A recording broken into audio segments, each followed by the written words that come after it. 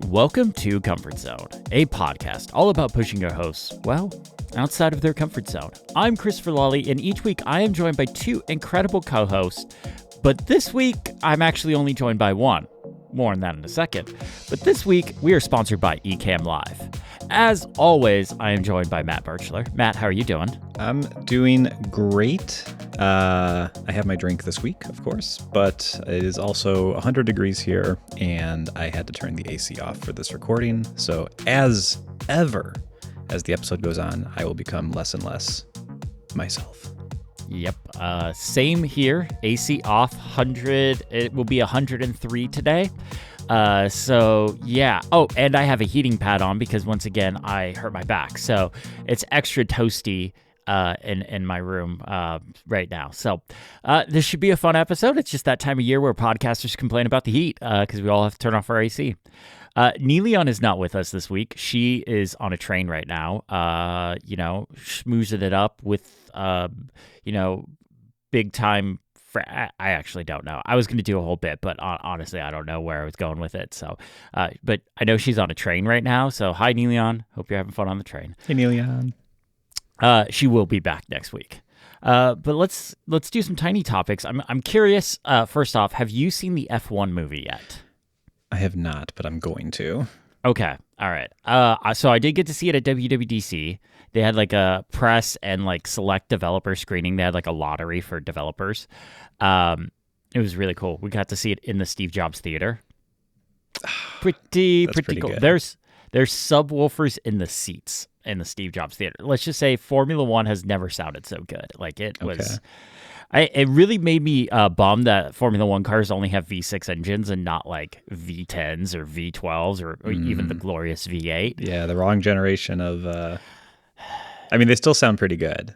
They do, but could you imagine like a V10 and that like with the subwoofer in the seat? You would have been like, anyways, that'd have been cool. That's pretty good. It is a good movie. Everyone should go see it. Like it's kind of a movie. It has a little bit of everyone. It has something for everyone. Like if you liked racing movies, you're definitely gonna like this. If you like summer blockbuster movies, you're gonna like this. If you like a little bit of a rom-com, or maybe not rom-com, but just like a little bit of romance, you'll like this. There's a little something for everyone in here. And overall, like as a Formula One fan, it's a good movie. There's a couple of moments where I roll my eyes, and I won't go into any spoiler details because I'm kind of curious if Matt picks up on the same spots as I do. But yeah, it's a good movie. Go see it. Matt, did you try the Vision Pro onboard experience, like the hot lap with Brad Pitt? No, I didn't do that. I did do the immersive trailer that they did which if you watch on your iPhone uses the haptics. So that was pretty interesting. But I've heard that the hot lap is pretty cool. So I need to do that. The hot lap. So even if you don't have a Vision Pro, from what I've heard is you can go to the Apple store and try a Vision Pro and they're like demo. This is like part of the demo right now. It's one of the coolest things I've ever seen in Vision Pro. It's up there with the Metallica concert. But this, it's a little weird because when I sat down, I expected it to be from like cockpit view, but it's actually off to the right-hand side because that's where they were able to mount the camera. So you're kind of looking at it from a weird angle, but you're still really low to the ground. And the track that they do, it's Yas Marina. It's a street circuit. Well, sort of a street circuit. So the track's really narrow and there's some really high-speed turns, and it's pretty cool. Like the car that they used in the movie, it's a modified Formula 2 car, so it probably only goes about 2/3 of the speed of a Formula 1 car, but it's still pretty cool. Is it actually Brad Pitt driving? Yes, yeah, you can see in the helmet because it's Yas Marina, so it's at night, so you can see Brad Pitt through the visor of the helmet. Okay, nice. Well, I'm happy. It sounds like people are generally liking it, and it is Apple's first successful launch, or theatrical movie launch. We're recording this on Monday, June 30th, and box office for the weekend is in. It made $144 million worldwide in this opening weekend, which apparently, I'm reading now, is Brad Pitt's biggest opening ever. Wow, did not expect that. Worldwide opening, at least. Okay. Yeah. Interesting. So great. Good for them. There's a whole bunch of executives this morning going, phew. Yeah, if this didn't work, I don't know if they were going to do any more theatrical launches Yeah. because it's been pretty embarrassing so far. But I will say it is a good movie overall. Like I thoroughly enjoyed it. It was very late at night we saw it. When we did see it, it was the Tuesday of WWDC. That was a 16-hour day for me. But anyways, let's move on from the Formula One talk. We kind of have to have it when Niléane is not here. So yeah.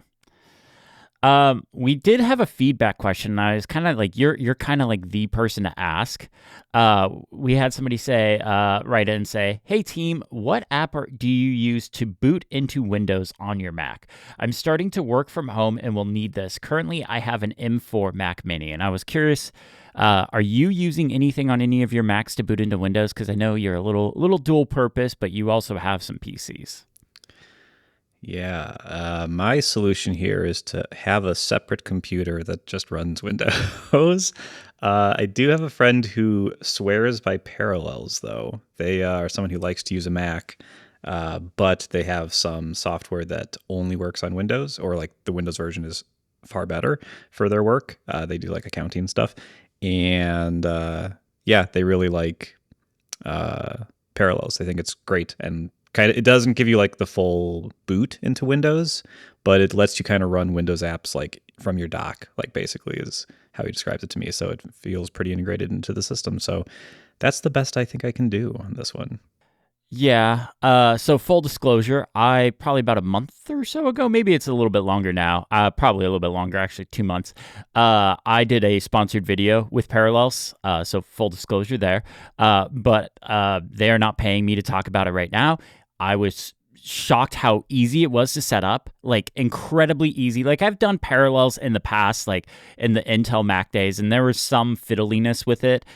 It's incredibly easy now. Like you don't have to worry about the why am I blanking on the file, but like mounting Windows and all that. Like it handles downloading Windows and all that stuff, handles drivers and everything. Like I was up and running in about probably 5 or 10 minutes. It was super easy that like you could get into the nerdy bits, but you don't really need to.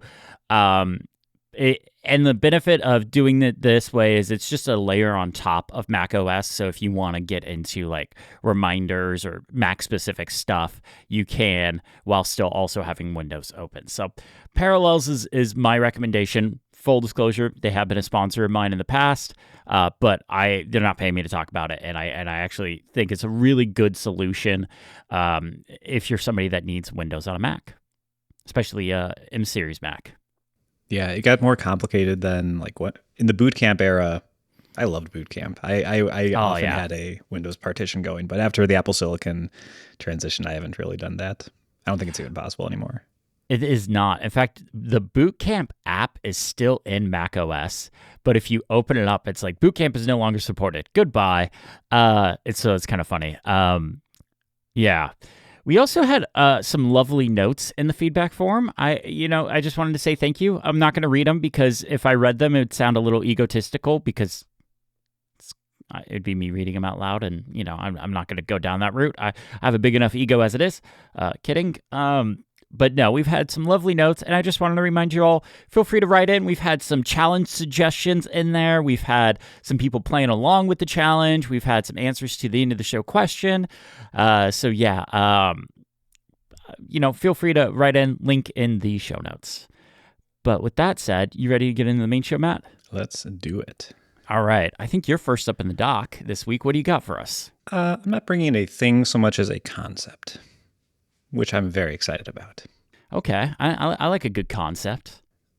So a while ago, I wrote a blog post about the, quote, unsexy elements of Pro Tools. Not Pro Tools, the app, just professional tools. And it was like they should be flexible, reliable, and predictable, I think were the things that I said they should be, which is just like, these are not exciting features. They're just things that most Pro Tools will have as part of how they work. And so I wanted to talk about, what do we think counts as a quote unquote pro piece of software or hardware? Because I have some ideas, but I'm curious what you think. And I'll start since I'm bringing the topic, and don't want to just prompt you immediately to get the conversation going. I think the number one thing I want from a piece of software that I would consider pro is it just works. And that is, I flip a switch, it turns on. I hit a button, it works. It never changes necessarily. It just reliably turns on and does what it's supposed to do. And I never question whether it's going to work or not. I think for me, that's the most important thing. Yeah, I would agree. Like if I am relying on something, so I define professional for me at least is a tool I use as a part of my business. So this could be anything from Final Cut to numbers, because I use numbers for all my spreadsheet financial stuff. It needs to just work. If I'm getting frustrated because something is, I don't use beta versions of professional software. Rarely, like I have the test flight of Final Cut Pro for the iPad, but I'm not using that. Or maybe I don't have it anymore. Apple doesn't update it all the time, just like when there's new stuff coming. But and like I don't rely on that. Like I will install that if I'm making a video about the update, and then I'll go right back to the stable track. Like I don't use betas for software I rely on professionally. But yeah, I would completely agree. It needs to work 100% of the time, every single time, and if it doesn't, it's going to get replaced. Yeah. This is like one thing that comes to mind for me is my camera that I'm talking into right now. It's a Canon R6, which is potentially overkill, but what I love about it is I just flip the switch to on. It immediately turns on. There's no software update checks. There's no anything. It just turns on and is immediately available as a good webcam for me. And there's nothing to configure at all. It just works. It's stupid. It has no internet access. It just turns on, and 100% of the time it works great. I've looked into like smaller cameras I could set up as like my webcam for this, and like there are smaller options, and the video would look a little less good, and I think that'd be fine. But they seem more fiddly. They seem more software. It's like, oh, go ahead and install this app on your computer, make sure it's running. And there's like limits on like how long you can record in some of them and stuff. So it's a whole thing. So I just like that every single time I need to get on a call, I just reach up here, I flip a switch, and suddenly I have a camera that's perfect. It's aligned how I want it to be. It's great. I don't have to think about it. Yes. Now, so I kind of along the same lines, I use the Canon R5, which is basically the big brother to your camera. When this camera came out, there was an issue if you used it for a long time and high frame rates, which is something I do to record B-roll, it would overheat and it would shut down. You were kind of talking about there's no updates or any of that stuff needed. I will say it's nice to have the ability to get updates because there was a firmware update that came out for this camera like 6 months or something after it released, or maybe it was even a year. I don't know. But that fixed that issue, and now I have zero overheating at all. Like I can use this. There are days I use this camera all day long, zero overheating. I mean, I'll take the card out and it's stupid hot, but it all just works. But yes, I would agree. Like I shouldn't have to be doing daily updates or something like that to professional tools. Yeah, and you shouldn't be forced to do them. You shouldn't be like, I think about Zoom or often a lot of web browsers will do this. Discord, yes. Like there's either a mandatory or at least a modal that you have to like dismiss before you can get to what you want to do. I don't like those for pro apps. Just the app should turn on. Maybe if there's an update available, I can proactively get it. Or maybe it's auto updated in the background. That's fine too. But like, it shouldn't slow me down when I want to get something done. It just goes. I would also say it doesn't change that much. This is a big thing, I think. Like muscle memory, keyboard shortcuts, just behaviors that you have. I think too many changes to these apps are actually a detriment. Like a big redesign, I used to love these, and in consumer apps, I do love these. But if there was a big update to how Riverside worked, which we used to record the video for this, or with how, I don't know. Riverside's a bad yeah. example because they constantly update and move things around, and it makes me so mad. Oh, interesting. The back end where like I get all the recordings and stuff, they're constantly changing that. It drives me nuts. It used to be super simple, and now I have to go to a bunch of different windows. That's actually a perfect example of you did a bad job. Now I have to go to a bunch of different places to get the different files I need to edit this episode. Okay, peek behind the curtain. Chris is kind of the admin on this account. I just sign in to the to be a participant every week, and the participant experience has been very consistent, and I'm always very trustworthy of like what's going on. I was not aware of the back end changes that were weird, but yeah, that's a great example. Like you had a workflow that was working. You've done this dozens of times, and when they change something, unless it has to be like way better to warrant any sort of change to like behavior. You really don't want to mess with that if you can help it. I will say there are apps, every app probably has this, where there are updates as a professional I want. I think like the biggest example I can think of is Final Cut Pro for the iPad. Super glad it's here. It's been out for a couple of years now. I was in LA for the announcement. Like it was a big deal. It was the number one thing on my wish list from Apple for a really long time. But there's a lot of stuff missing in that app that I have been begging Apple for, both publicly and behind the scenes for a couple of years now. Like the simplest one that I bring up all the time is just keyboard shortcuts for copying and pasting effects from one clip to another in the timeline. Like that is just a simple thing that I use all day long on Final Cut Pro on the Mac. And it just makes my workflow so much faster because I can move over color grades and stuff like that. Also, like user created presets. Plugins were announced, were a thing that was like pre-announced when Final Cut Pro for the iPad came out. All mention of them has kind of been scrubbed off of Final Cut Pro for the iPad's website. I don't know if just feature got canceled or not, but I do not see a mention of that anymore. It was definitely there on day one. I have screenshots. But yeah, that's gone. But I've never been a big plugin user because I kind of just make my own. But I don't even have that option for the iPad version. So there are professional apps that I'm just like, okay, yes, I use this to make money, but man, does it need some updates or need some features? Yeah, and it should usually add features. Like I think one of the things that a lot of apps do is they'll do like a big redesign and they will remove some lesser used features. But I think pro apps, again, unless there's a very, very, very, very, very good reason to do it, they should not remove features. Updates should be additive. Another perfect example going from when Final Cut Pro 10 was originally announced, the jump from 7 to 10, and there was a lot of stuff that didn't make it over from 7 to 10, and it took them a long while to add that stuff back in. Another thing on updates is pro apps are kind of expensive.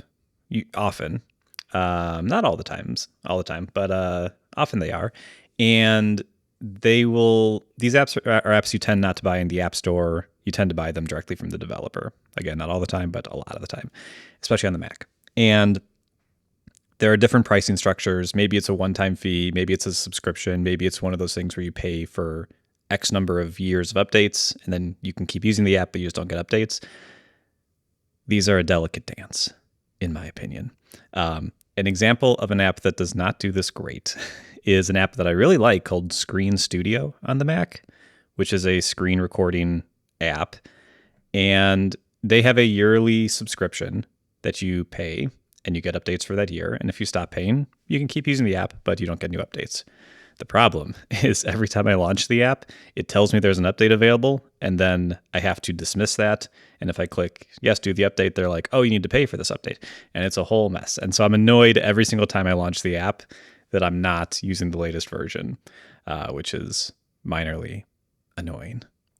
So Yeah, that's not something they're going to be fixing anytime soon, because that gets people to be like, fine, I'll just give you money for another year. oh, yeah, for sure. Like I would forget. I mean, it works great. So like I wouldn't even think about like they're missing up. I'm missing updates or anything if they didn't do that. So I get it, but it's annoying. So I wanted to talk about some things we consider pro tools, and some of these are not traditional. Okay. I would start with a wired keyboard. This is something I strongly believe in. A wired keyboard is great. It never Completely disconnects. agreed. Yes, it never disconnects. I never have to wonder, is it available if I'm like rebooting, like sometimes I'm restoring a computer and you don't have Bluetooth and it's plugged in, so it doesn't matter. But yeah, just like wired accessories are underrated. Well, and perfect example, like right now I'm jumping between a MacBook Pro and an iPad Pro at my desk, and with a wired keyboard that's plugged into my hub, my docking station, whatever. I don't have to worry about, okay, is this one paired to the MacBook? Is this paired to the iPad? Oh, it's the Apple Magic Keyboard, which can't pair to multiple computers. No, it's just plugged into the hub, and it's just always working. I mean, I talked episodes ago about my frustration with the Magic Trackpad, and I just gave up, and it's just always plugged in now. Like it's always plugged into the hub, so it's constantly jumping between being paired to the MacBook Pro and the iPad Pro, whichever one it's just plugged into. So yeah. Yeah, and it's no batteries to deal with, no dead batteries. I do use a Logitech wireless mouse, but this is gonna make, I know not everybody agrees, but this is one of the reasons why a Magic Mouse is very frustrating for people, is because you can just plug it in for 5 minutes and you'll get. I want to work now. I don't want to work whenever. So like I like that every other mouse in existence has a front-facing charger, and you can just plug it in briefly and it's fine. So yeah. I won't go too deep on that, but yeah. I mentioned my camera. I've got two MVPs of hardware that are very particular. One is my OWC Thunderbolt dock. It's Thunderbolt 4 dock. I think I use every single port on it. So Dang. Teasing for later, but Chris, if you have an upgrade for me, I might need one of these eventually. But this thing is so rock solid. I just have a single Thunderbolt port plug that goes into my Mac, and it has like 15 accessories attached to it. It's great. And they all work wonderfully and super reliably. One of those accessories being my Rodecaster Duo, which I put off buying for a while. But I love this thing. It's so nice. It's an audio interface, but a very robust one that has lots of inputs and sliders, and I basically have it set up so that my entire audio system is running through this one device, whether I'm using my Mac to podcast, where I can control the inputs and outputs everywhere, whether it's my Windows computer that has a completely different set of rules, or my work computer, or like, it's just a wonderful device and lets me do everything I need to do and then some. There's a whole soundboard on here too, which I resist pressing every single time we record, but there's some. Do it. Just do it once. Did that come through? Nice. Okay, good. Nice. I heard it. I have no idea if it shows up in the recording, but I heard it. It should. Question: does the Rodecaster, are you able to record to an SD card with that? You can, yes. And does it have phantom power? It does, yes. Interesting. Okay. You might have just got me to spend some money. Yeah, it has a very, very clean, oh boy, amp phantom power. I'm not totally sure, but yeah, I use an XLR mic, and there's no need for an external like amplifier or anything.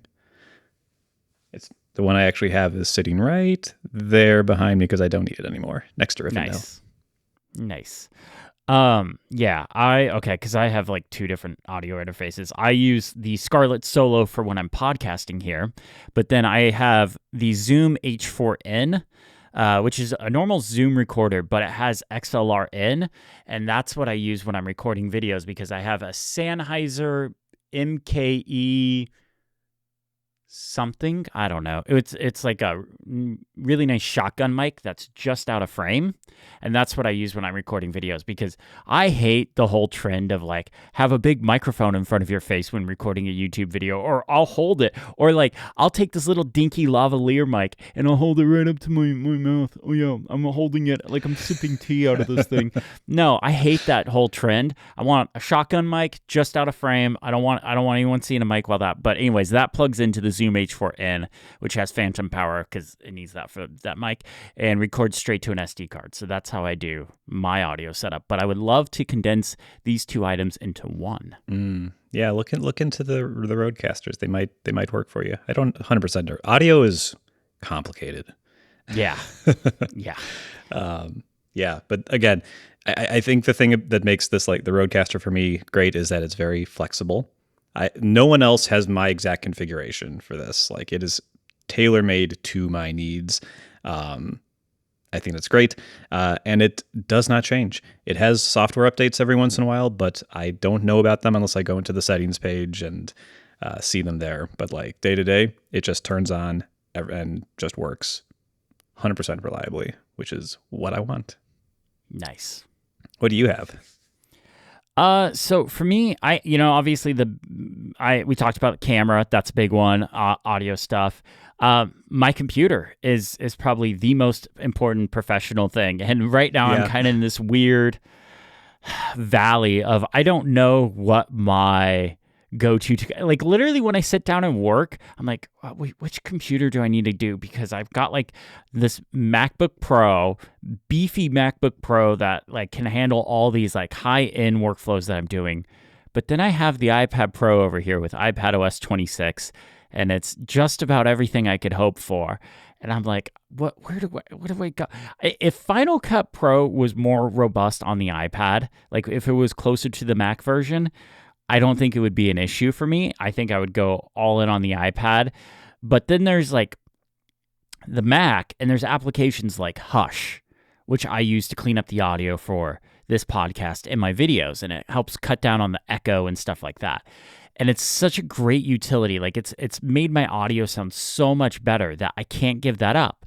But I have not found anything like that for the iPad. So like I'm kind of in this weird camp right now where I'm like, I don't know. But then I have like other things, like I have my lights in my studio. I have a bunch of like aperture lights. I have 3 aperture lights. I have four aperture lights around here, kind of lighting this whole studio.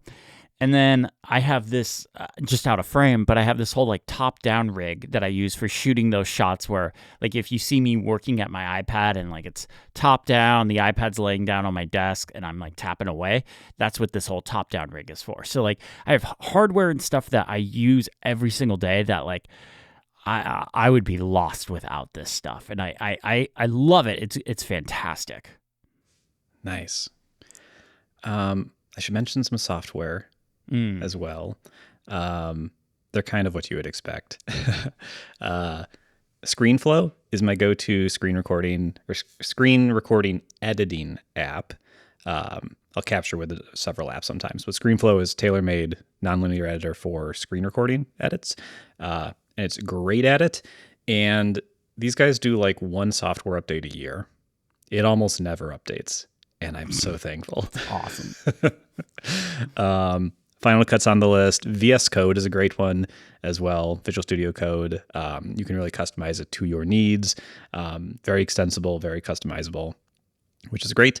And Audio Hijack. Audio Hijack, previous sponsor of Comfort Zone, Rogue Amoeba. But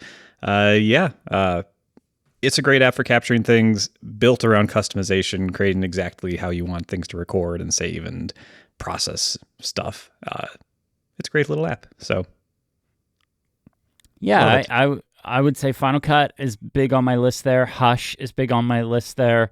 Lightroom and Photoshop are the other 2 big ones I use every single week, day. I don't know. I use them all. I literally was just in it, about an hour before we were recording here. So those are probably like my big must-haves. But I would also throw in Todoist and Obsidian. I run my life out of Todoist, and I do all my note-taking, research, writing in Obsidian. I know those aren't like big, sexy, creative apps, but they are apps that I rely on to do my business. And then the other one, the last one I kind of already mentioned, is Numbers. I use it to track all the financial stuff I purchase for the business, income, all that important stuff. There's one update I'd really love Numbers to get, and that's the ability to put images in a cell, like link images, link a file or something in there. So like I could put a receipt in there, because right now I just have a folder with a bunch of receipts that are dated and named and stuff like that, but they're not connected. So. Oh, really? That's surprising. I assumed Numbers would have that. I don't think it does. At least, wow. I don't know. Not on the iPad, at least. But that was a while ago that I checked. Maybe it has it now. But I've just been doing that workflow for a while. Yeah. Spreadsheets, relatively undefeated. Yep, can't beat them. But They're great. Those are kind of the apps I use. Nice. Yeah. So cool. I know. I know we have a passion for pro stuff, so I wanted to have a quick chat about it. So lovely. Well, I like making things, and making things helps me pay my bills. Yes. So keep making things. This episode of Comfort Zone is sponsored by Ecamm Live. Ecamm Live is a powerful live streaming and video production studio built exclusively for Mac OS. From Ecamm Live, you can stream, record, and present with integrated support for multicam setups, screen sharing, and a live camera switcher, enabling real-time direction of your show. Compose custom scenes in advance with on-screen titles, split screens, animations, and view comments to enhance your broadcast's visual appeal. With Ecamm Live, you can record in resolutions up to 4K with options for isolated audio and video tracks. This helps in facilitating an easier post-production editing experience and repurposing of content. Utilize Ecamm Live's output option as a virtual camera and microphone in other applications like Zoom or Chrome. This expands your production capabilities. You can add up to 10 remote guests effortlessly with options for instant split screen or custom layouts, enhancing interview segments and collaborative sessions. Display comments from platforms like Facebook, YouTube, and Twitch directly in your broadcast, fostering real-time interaction with your audience. You can also incorporate green screen backdrops, digital pan and zooms, image adjustments, and color LUTs to achieve the perfect shot and maintain brand consistency. But that's not all. You can control camera angles, overlays, sound effects, lighting with Elgato Stream Decks, streamlining your production workflow. And you can also broadcast to multiple platforms at once, including YouTube and Facebook, and all while managing comments from inside Ecamm Live. You can also create and manage profiles for different shows or projects that you work on, allowing you to save and export your entire setup for team collaborations or just future use. Experience all of Ecamm Live's features with a risk-free 14-day trial requiring no credit card. It's a proper 14-day free trial. And you can see how you can elevate your podcasting and live streaming setup from there. Go to ecamm.live and use coupon code MAXSTORIES to get 1 month free of Ecamm Live for new customers. Broadcast better with Ecamm Live. Our thanks to Ecamm Live for sponsoring MacStories and Comfort Zone. Kind of another professional tool. I left it off my list because we were going to get there, but you kind of mentioned your OWC Thunderbolt hub. What I have for you this week is the CalDigit Thunderbolt 5 Plus. Oh, that's a beefy boy. It is a beefy boy. And it's in space black too. Let me pull it back so it's that's a how little you know more it's in actually focus. pro. That's the thing we forgot to mention. Oh, the color. If it's not in space black, it's not professional. Absolutely. Or space gray or whatever. Oh, those consumer level silver computers. Did I ever tell you the original name for my blog? No. 50 Shades of Space Gray. Got talked out of that one. Yeah. So anyways, this right here, this thing's a beast. It's actually not that much bigger than CalDigit's Thunderbolt 4 dock, like height-wise, like if you're laying it down like this, like long edge and stuff like that, it's just a little bit wider, but it's not any taller. So it's actually not that big, that much bigger. It has a massive amount of ports. I think it's like 20-something ports. Let's see here. So it's got 3 Thunderbolt 5 ports, but one of those which goes to your computer. So really, it's only got 2 usable Thunderbolt 5 ports. On the back, it has 3 USB-C 10 gigabit per second ports, headphone jack in, mic in, DisplayPort 2.1 for all you gamers out there. On the back, it has 3 USB-A ports. It has a 10 gigabit Ethernet port, which is awesome. Wow. I'll get to that in a second. On the front, these are the ports that you can use to charge. So it has 1 USB-A port, 2 USB-C ports. Those are all 10 gigabit per second, but they also do 36 watts of charging. On the back side, the USB-A ports have a battery symbol next to them with a line through it. So I haven't tested this, but I'm guessing that means you can't charge with them. This thing just showed up the other day. I forgot to say, I'm so sorry, I forgot to say, CalDigit sent me this as a review unit. I did not buy this. This is a review unit. Disclosure, that's important. Also on the front, there is headphone jack and micro and standard SD card port. So this thing is just an absolute beast when it comes to ports. I don't think I could fill this thing up. I like that it has a micro SD slot. I have one micro SD to SD adapter that I use for everything, and it is such a pain, especially when I can't find it, because I have no way to get these micro SD cards anywhere. I hate micro SD cards. Yeah. They're so annoying. Small. I can't pick them up. Like, I can't do anything with them. Like, I can't. They're too small. We don't believe in tech we can't pick up. Yeah. You need exactly. To be. Oh, yeah. They're great. And I just bought a new one for the Switch too. And I used one to mod my 3DS, and they're lovely. I love how tiny they are. But God, I wish I could just plug them into things. So this thing also comes with a really nice braided Thunderbolt 5 cable.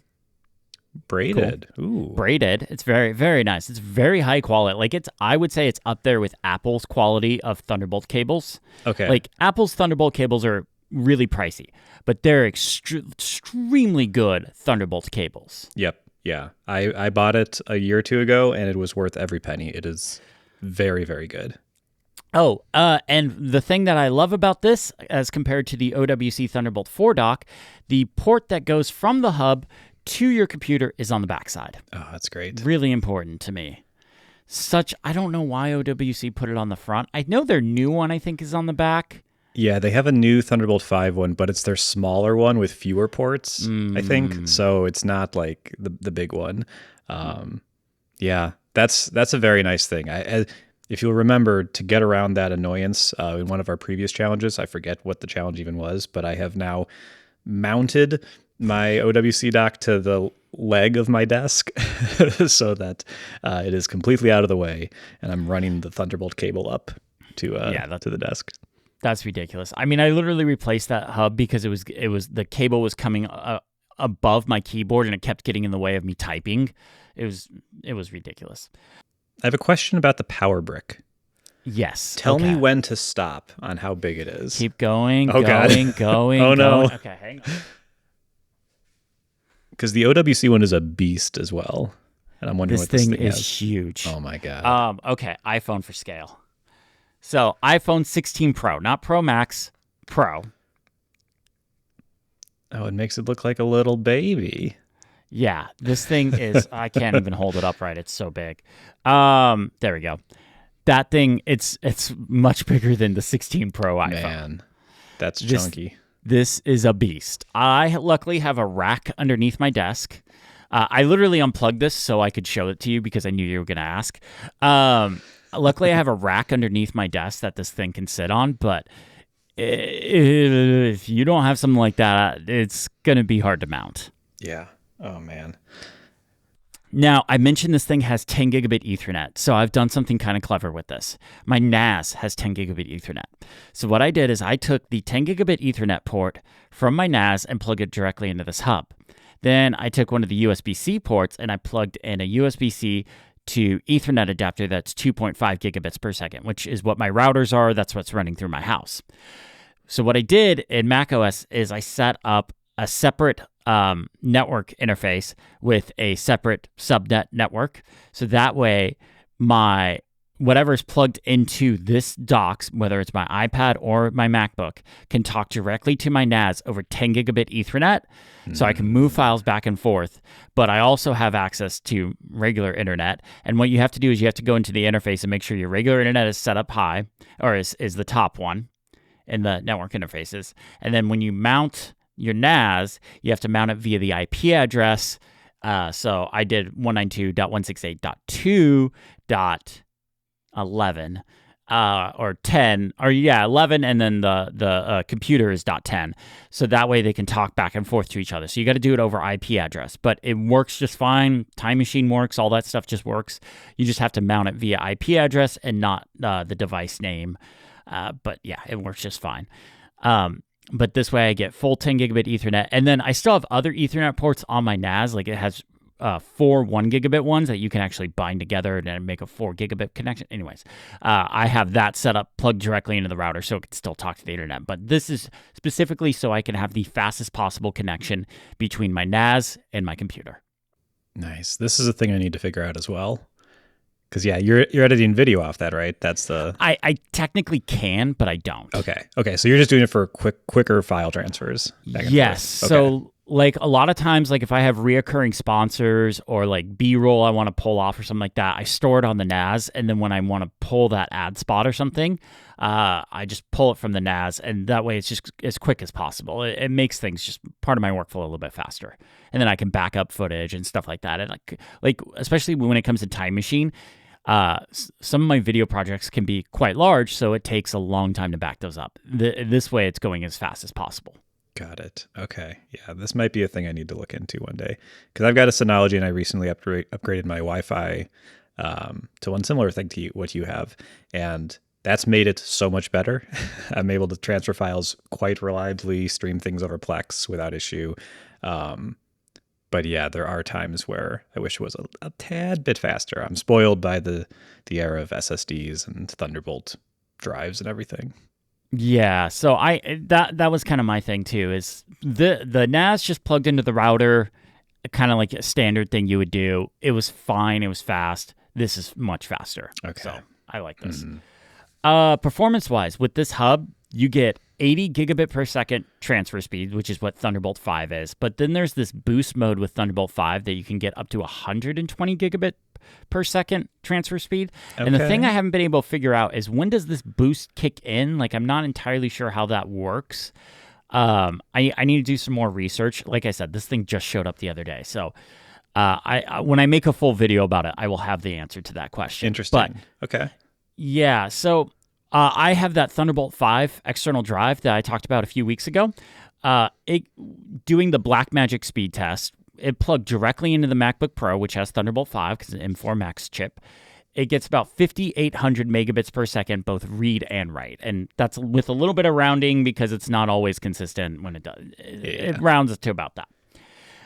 Plugged into the dock, it gets about 4,300 megabits per second write speeds, and the read speed is 5,700 megabits per second. So you take a bit of a hit, but what I was doing is I moved a bunch of Final Cut projects to that drive, and I was kind of editing off that drive, plugged into this hub, and I didn't really notice a difference. Yeah, those are huge speeds. Like that's 4.3 gigabits maybe, I guess. Or no, that's megabytes per second. Jeez. Yeah. I mean, that's got to be good enough. Right? I think, at least for my edits, like, I usually don't have more than 3 clips of 4K footage stacked on top of each other, some effects, color grade, stuff like that. So it was perfectly fine for my work. So with this, you can do on Mac OS, You can do up to 2 external monitors if your Mac supports that. Like if it's like the M1 Mac, you can't do that. But like M4 Max, MacBook Pro, I can have 2 external monitors. I have 2 studio displays here. Apple sent me a second one when I got the MacBook Air review unit because that supports 2 external monitors now. So I have 2 here, plugged it in, works just fine. If you have this plugged into a Windows computer, you can get up to 3 external monitors. Nice. How are you plugging those in? Are those just plugged in via the Thunderbolt or the USB-C or DisplayPort? So for the studio display, you have to put their Thunderbolt monitors. So you have to plug them in via Thunderbolt. So that's using the 2 that you have, right? So I wasn't able to do the external monitor thing and 2 monitors at the same time. You kind of have to pick and choose like what you're going to do. So if you're going to have a big Thunderbolt 5 external drive, you're not going to be able to have 2 Thunderbolt monitors. Okay. But in theory, because Thunderbolt daisy chains, you could plug in to the studio display, use those ports, but you're losing a lot of bandwidth at that point, right? Yeah. And the ports on the back of the studio display aren't Thunderbolt. They're regular USB-C. So you couldn't daisy chain them together. What you could do is you could have external drive, studio display, and then generic third-party branded monitor plugged into the display port. I'm a big fan of those. There you go. So you could do that. And you said there's a DisplayPort on there as well? Yeah, so there is DisplayPort 2.1 as well. Okay, lovely. Right there. Perfect. Oh, it's not in focus at all. But yeah, so there is there are ways you can have multiple monitors and still have a Thunderbolt port.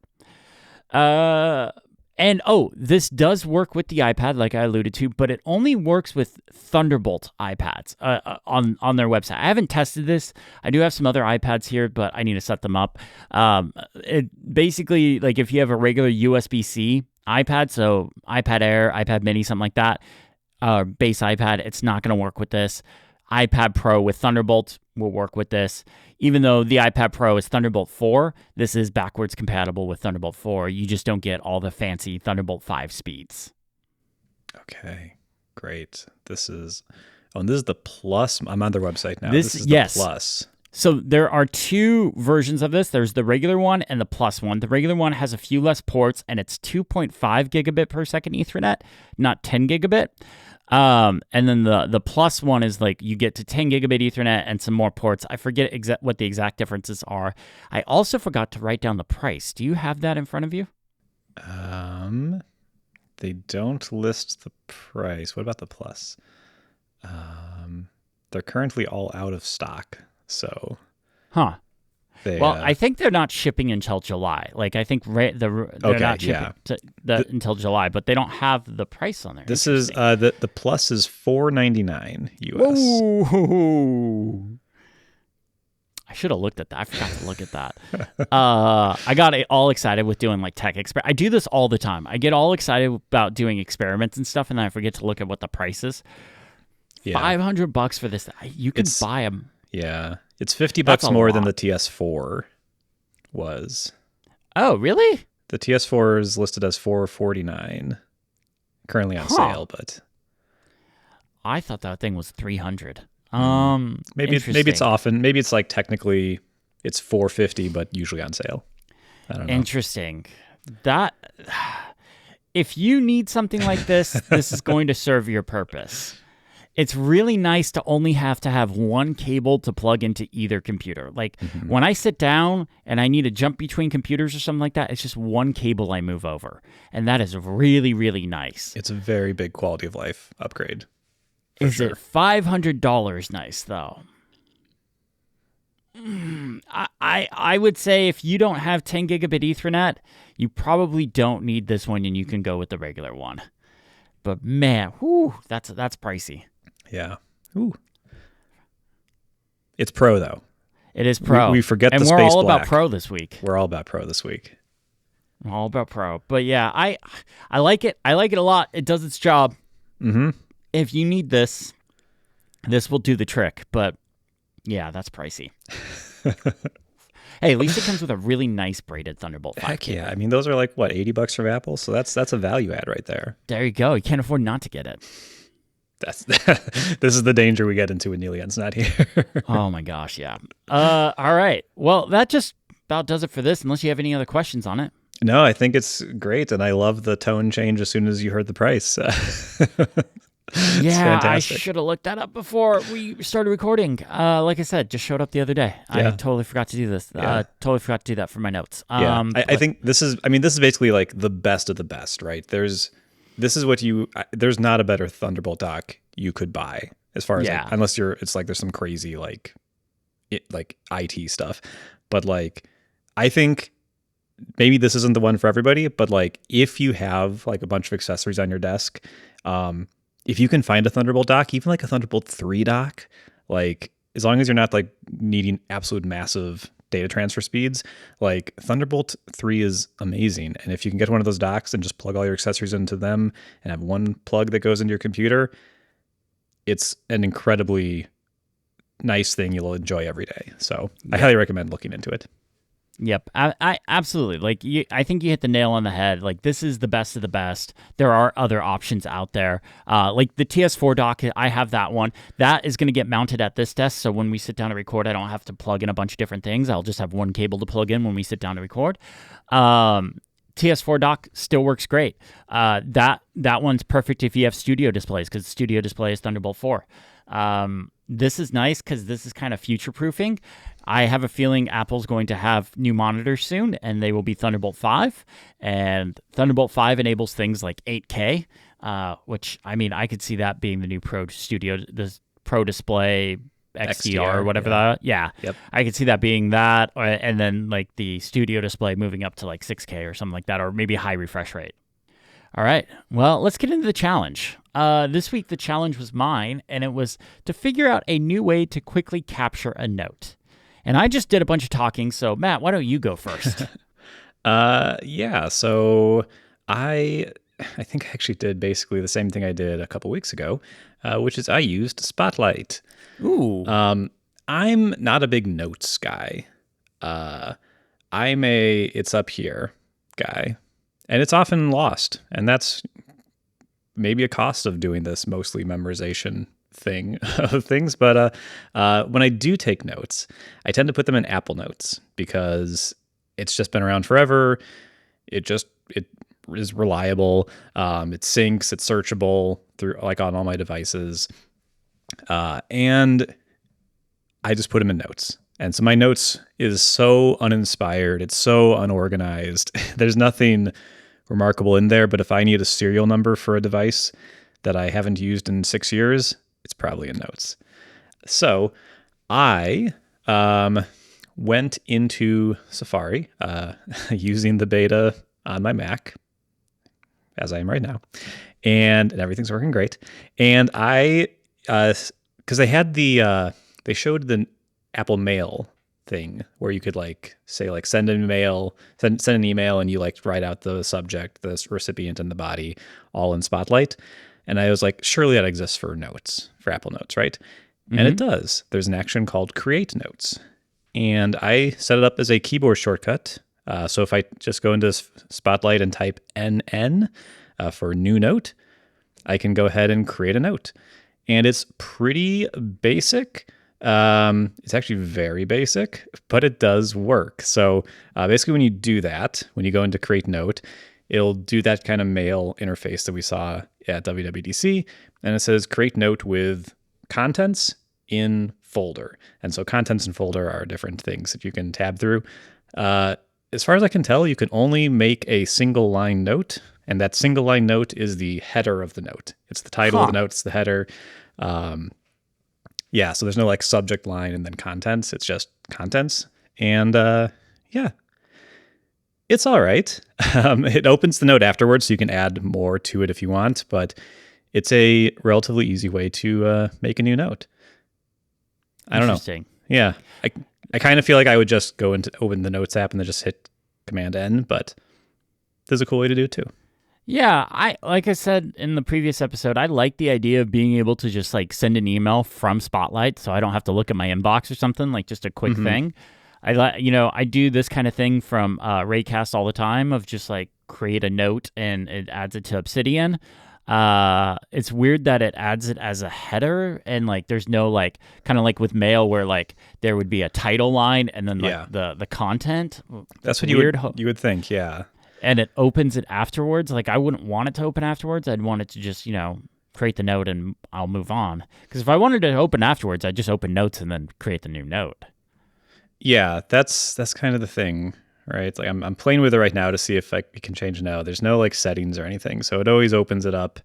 Frustratingly, it doesn't even open it up. Maybe this is a beta thing. Maybe I should file a feedback on this because when it opens up the Notes app, it's not even like focused the cursor in the new note, so you can't just start typing the rest. You have to like click into it and then you can do it. I'll file a feedback after this. That would be a nice thing. That is pretty bad, yeah. So I kind of alluded to what I was doing last week. So I've had a shortcut called Capture Cut for a couple of years now.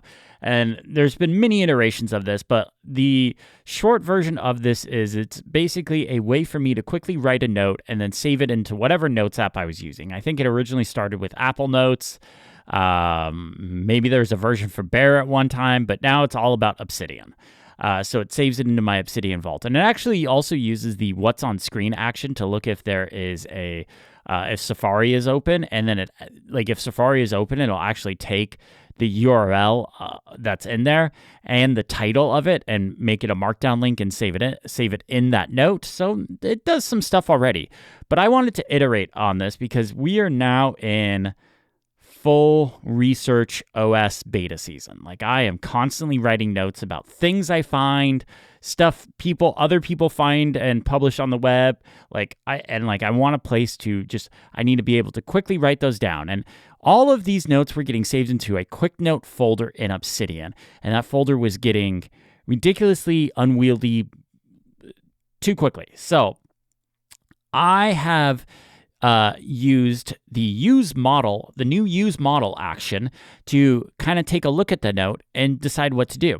So this is really tailored to me. So I'm not really sure if I could share this shortcut. I might make like a generic version after the public beta is out and make a video about this. But right now it's kind of messy because it's about my Obsidian Vault. It uses the Actions for Obsidian app, and it's about specific folders in my Obsidian Vault. So it's kind of a mess.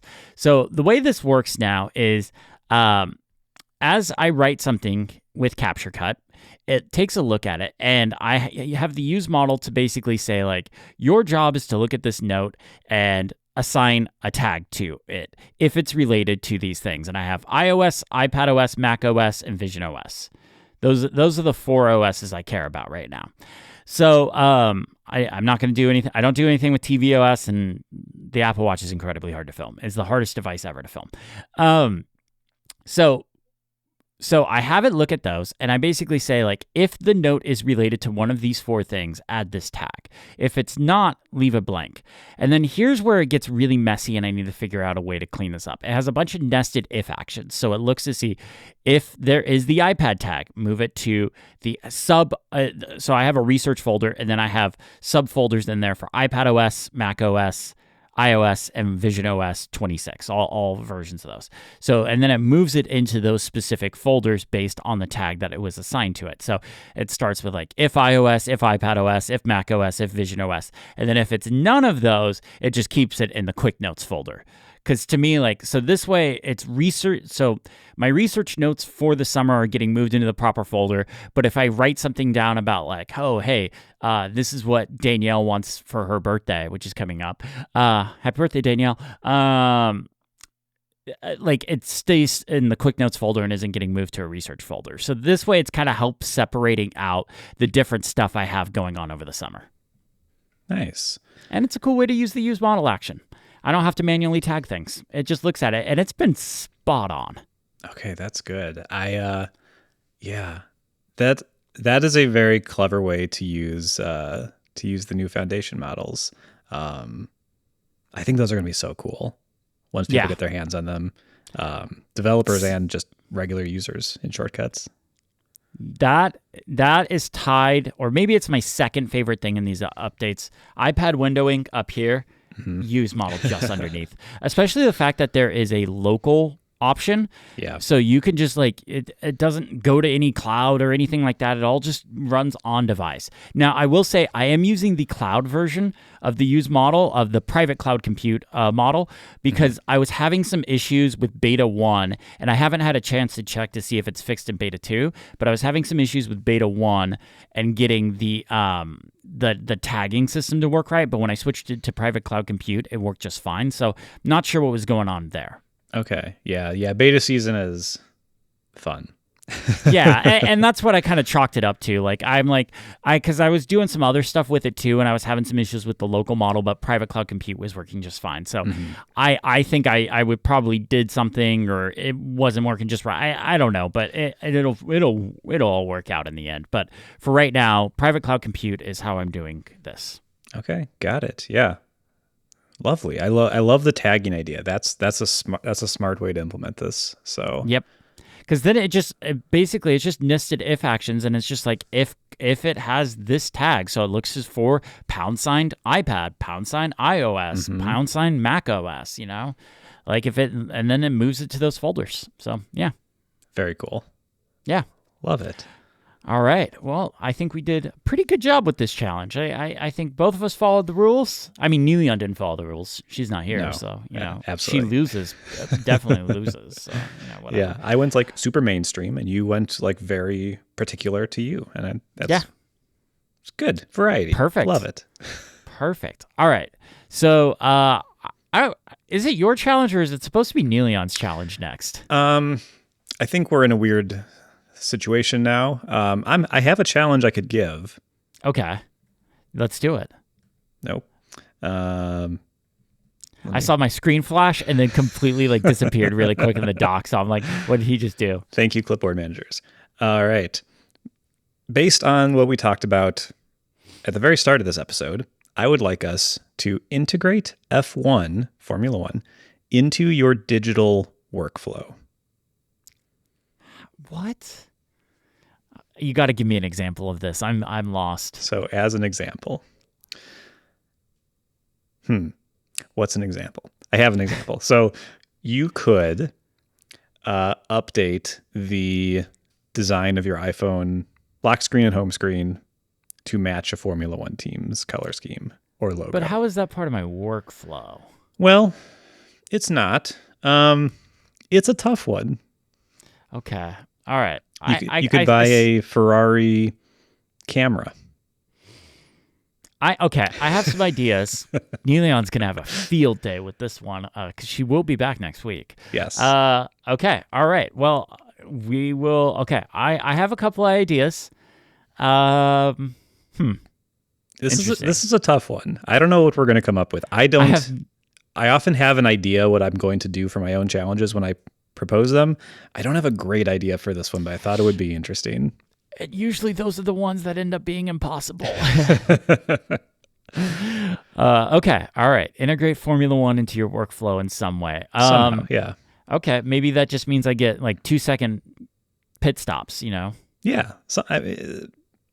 Swap out all of your cables in your Thunderbolt dock in 2.2 seconds.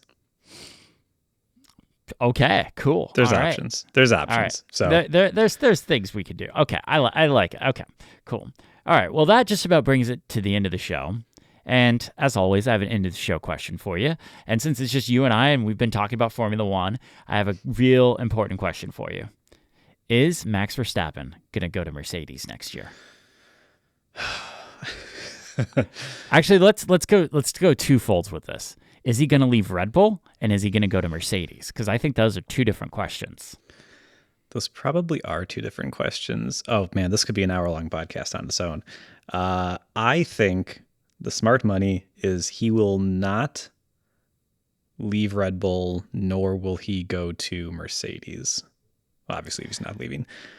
But I'm not 100% sure on that. I think it's like a 60-40 split. So I have a real hot take here. There have been rumors that the Mercedes, so 2026, there's new engines coming in. New engines, new design. It is complete reboot of a year. Brand new. We haven't had this in a long time.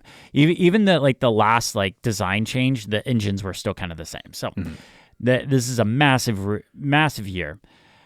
There have been rumors that the Ford project isn't going great, which Ford and Red Bull are partnered with, which I have a real hard time with because I love Ford and I do not like the Red Bull team. So I have no idea. Next year is going to be tough for me. But there's also been rumors that the Mercedes engine is insane. Adrian Newey went to Aston Martin. Yeah. Aston Martin uses the Mercedes power engine. Aston Martin has somebody on their team that shares the same last name as their owner because it's their son. So he's sticking around. But he's had some issues with his health issues with his hand because he had an accident. He's not been doing great this year. There's rumors that he just might call a retirement. And if they have the option to get Max, running Max and Fernando Alonso in the same team would be wild. So my theory is Max leaves Red Bull, goes to Aston Martin. It's gonna sound like I'm just making this up, but I was actually thinking maybe not, if it's not Mercedes, who would make the next most sense? And I think it's Aston, because they've got their billionaire owner who's willing to spend money. They have the money, and they have the project, and they have the talent. Which Red Bull has been bleeding the talent, has been bleeding the money. Yeah. I don't know what happens to Red Bull if they lose Max. He's the only thing keeping that thing together, it seems. They've been losing people left and right. Like Adrian Newey is not the only big person that has left Red Bull, and they are in a world of pain right now. Christian Horner basically said we've given up on the championships this year. They've thrown in the towel. So, which is wild considering 2 years ago they only lost one race in a whole season. Yeah, they won 21 of 22 races or something that season. Insane dominance. Yeah. Ooh. All right. Well, that just about does it. Thank you all so much for listening. Huge thank you to Mac Stories for having us, and a huge thank you to Ecamm Live for sponsoring this episode. Thank you all so much for listening. Have a great day. Bye-bye.